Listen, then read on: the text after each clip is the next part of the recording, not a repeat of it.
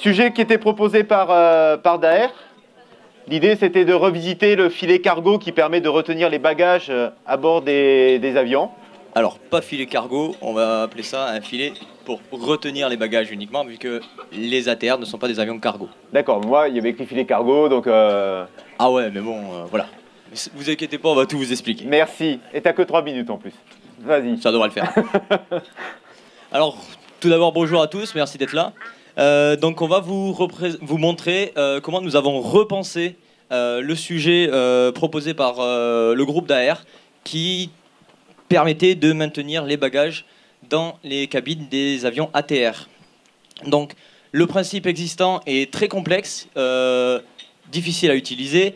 Il est maintenu avec différentes pièces qui sont usinées et complexes. Et du coup, il nous a été demandé, on a trouvé plusieurs restrictions à notre système. Tout d'abord, on devait réutiliser le rail inférieur, donc, que l'on peut voir ici. On devait aussi récupérer une fixation au niveau de la structure qu'il était impossible d'accrocher, tout simplement parce qu'elle était lisse. Et bien entendu, ATR ne souhaiterait pas modifier ces avions dans un premier temps, donc aucune modification de la structure en elle-même n'était possible. Nous avons donc pour but de réduire le poids, de réduire les coûts de production, d'optimiser la production bien entendu, et d'en faire un système plus facile à utiliser pour tous les usagers. Donc ce système, donc daté de 1980, est composé d'un principal poteau. Et donc du coup, nous avons récupéré ce poteau, principalement. La vidéo, je ne peux pas la lancer, donc on fera sans. Tu demandes, un poteau... ils vont la lancer. Vous pouvez la lancer? Allons-y, si c'est possible. Non, c'était pas ça. Non plus. C'est la 4e, je crois. Ouais. Ah, ben parfait. Donc on peut bien voir notre concept du poteau revisité avec un cœur en carbone, une fixation à la base utilisant un clip plus facile à manipuler que le petit système actuel, et récupérant la principale partie supérieure qui était très difficile de changer de par la structure elle-même de l'avion. Donc voilà. Ce système utilise un filet rétractable, donc qui permet de gagner de la place, et pour l'utilisateur de ne pas avoir à l'enlever et le laisser pendouiller pendant les manipulations.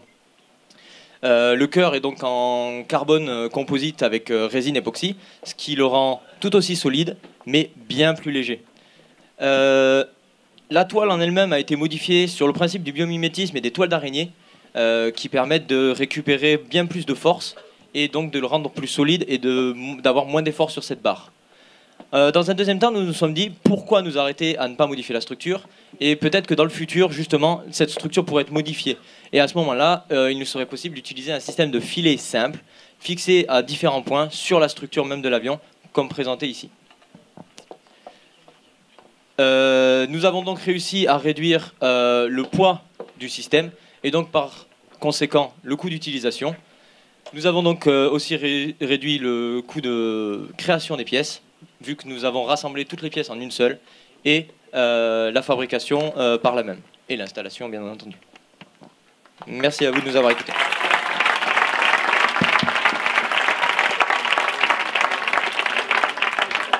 Est-ce qu'il y a une question?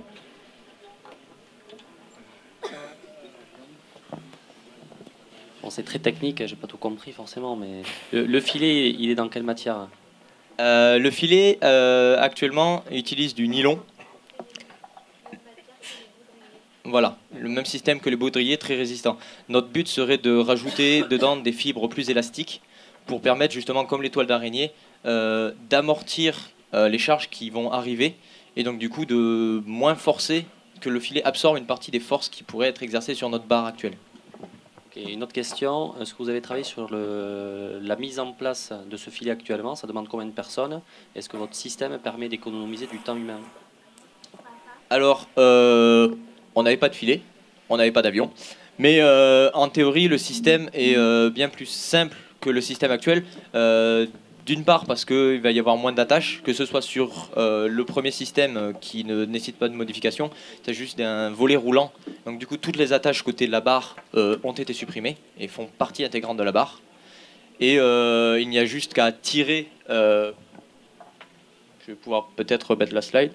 Voilà, il n'y aurait donc juste qu'à tirer la partie du filet et donc du coup à fixer que du côté carling qui elle est déjà prévue à cet effet. Il est enroulé Oui, il ça, est faut enroulé. bien le préciser. Je Ça a n'ai pas été- écouté alors. Alors je dis C'est- ça parce que ça m'a touché, parce que dans la nuit ils m'ont montré le concept sur un stylo, vous saviez les stylos, et c'était les stylos que j'utilisais moi pour frauder au bac. Toi aussi, merci. Donc on apprend que le jury, voilà, et ça m'a beaucoup ému de revoir ce Ça stylo. explique mieux pourquoi tu es ici. Ben, bien sûr, attends, sinon j'aurais été au MIT à Polytechnique, mais au vrai quoi. Est-ce qu'il y a d'autres questions? C'était Une petite, moi. Vas-y, ben, bien sûr. Allez. Non, Commence à prendre goût aux questions. Ouais. Allez.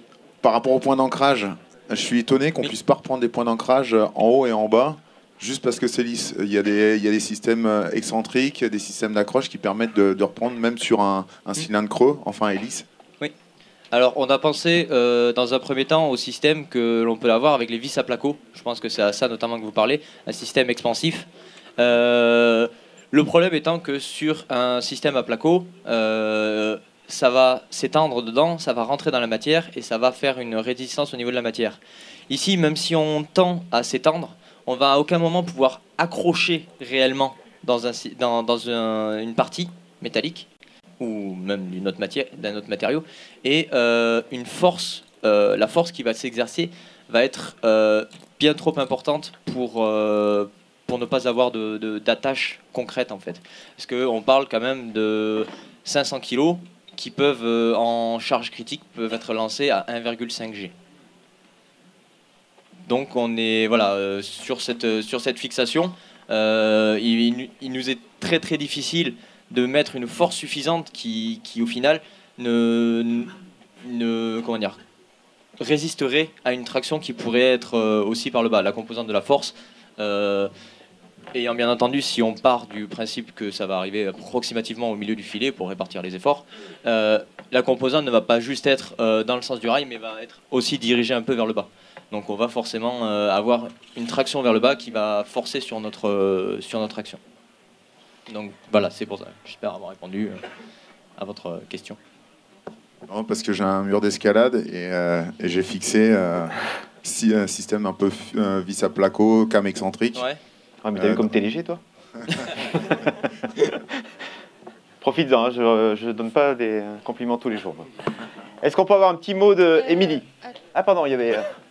Il faut penser aussi que l'encoche qu'il y a au plafond, elle n'a pas été faite pour subir autant de pression sur les... C'est sur la carlingue. Ils n'ont pas le droit de bouger la carlingue.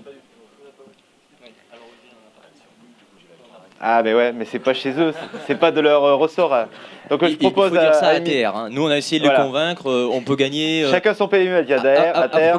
Approximativement, avec la réduction du poids, on a fait le calcul, 35 € pour 100 km.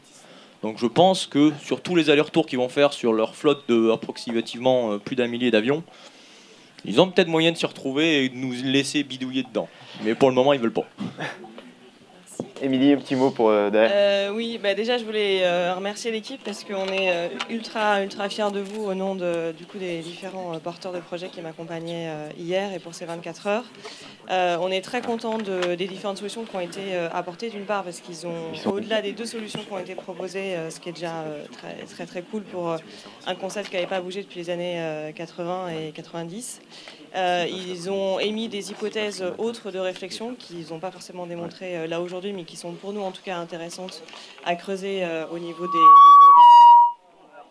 et avec quand même des contraintes en effet, notamment sur l'attache au niveau du coup de la structure haute de l'appareil, qui est une contrainte donc, qui est liée à notre client ATR, qui aujourd'hui est absolument pas possible de faire évoluer et qui le sera peut-être ou pas dans l'avenir, mais en tout cas avec donc des contraintes techniques.